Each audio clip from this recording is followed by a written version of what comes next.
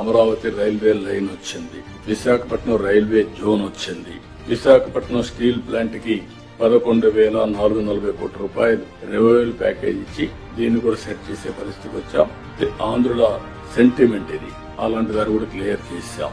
National highways కి 55,000 కోట్ల రూపాయల పనులు జరుగుతున్నాయి. ఆల్ కలెక్టర్స్ అనునిత్యం మీరు గుర్తుపెట్టుకోవాల్సింది, మీ పరిధిలో ఉండే నేషనల్ హైవేస్ అన్ని ఎక్కడ అన్ఇంటరప్టెడ్ గా nobody should intervene.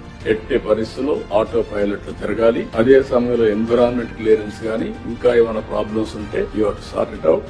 2 years time.